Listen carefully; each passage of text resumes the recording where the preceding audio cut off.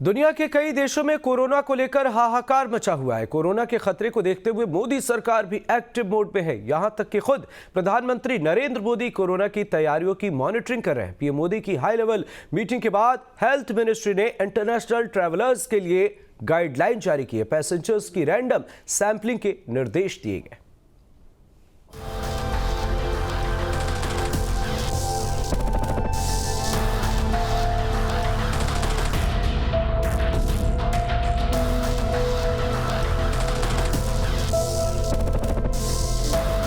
चीन में हाहाकार, भारत कितना तैयार?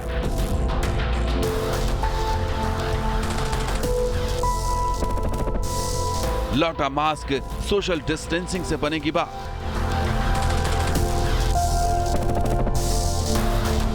कोरोना का खतरा, यात्रियों की होगी रैंडम सैंपलिंग।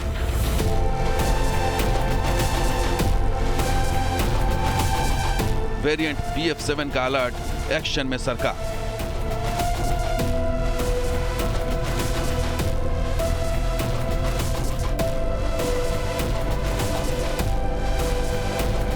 चीन, जापान समेत दुनिया भर के कई मुल्कों में कोरोना महाविस्फोट की डराने वाली तस्वीरें सामने आ रही हैं। चीन में कोरोना से होने वाली मौतों का आंकड़ा हवाई रफ्तार से बढ़ रहा है। कोरोना की दूसरी लहर की चिंता सताने लगी, क्योंकि कोरोना का ये नया वेरिएंट BF7 पिछले वेरिएंट से ज्यादा घातक बताया जा रहा है। लिहाजा भारत में भी इस वेरिएंट ने लोगों की टेंशन बढ़ा दी है। तो क्या एक बार फिर से मास्क, सोशल डिस्टेंसिंग और लॉकडाउन का दौर शुरू होने वाला है?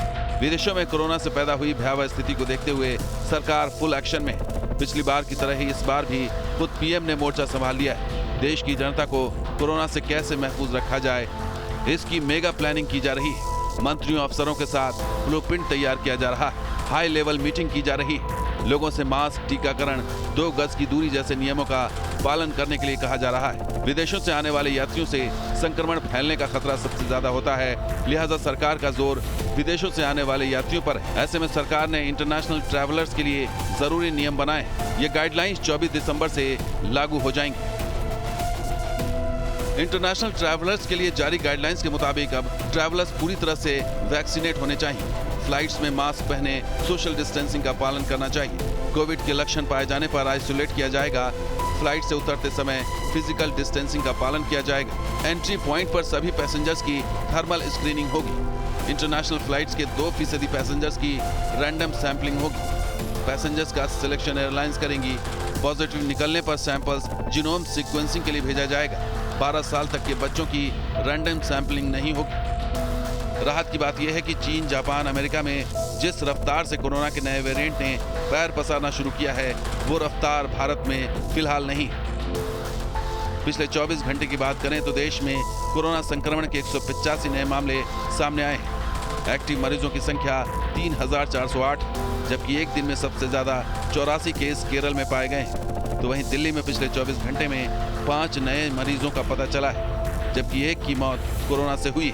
इधर गुजरात में चीन से लौटे भावनगर शहर के कारोबारी की कोरोना रिपोर्ट पॉजिटिव आई है, जिसके सैंपल जीनोम सीक्वेंसिंग के लिए गांधीनगर भेजा गया है। मोदी का वैक्सीनेशन महाअभियान कोरोना के खिलाफ लड़ाई में हिट रहा है। भारत ने जिस तरह से टीकाकरण अभियान चलाया, वो दुनिया भर के सामने मिसाल बना। 2 गज की दूरी और मास्क है जरूरी जैसे कदम भी रामबाण साबित हुए। ऐसे में अब जब दूसरी लहर की आशंका जताई जा रही है, इन्हीं हथियारों की बदौलत कोरोना के नए वेरिएंट BF7 को मात देने की तैयारी। Team news nation.